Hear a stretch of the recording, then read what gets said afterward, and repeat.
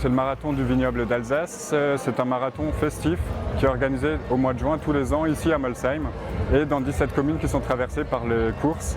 C'est un événement qui date de 2005 et l'événement a choisi en 2015 de prendre l'accent des actions éco-responsables dans son organisation.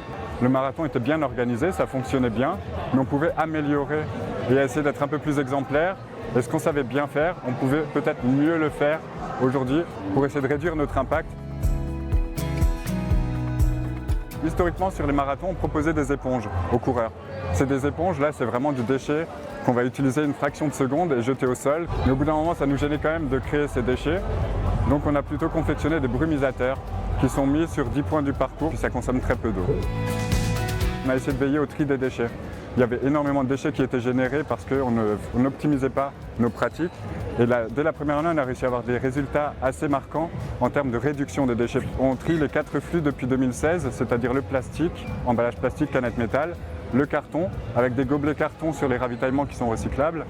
On a également les biodéchets qui sont recyclés depuis 2016. Voilà, donc on a une équipe environnement qui nous aide à veiller au respect du tri sur l'événement. Et puis une autre action qu'on a mis en place dès la première année, c'est l'utilisation de gobelets réutilisables, consignés à 2 € pour augmenter nos chances de les récupérer et que les gens ne les gardent pas comme un souvenir. Et depuis l'année passée, c'est également la vaisselle qu'on loue chez Emmaüs, de la vaisselle en dur. Donc cette année, c'est 3000 assiettes, grandes et petites, pour les plats et les desserts, avec les couverts.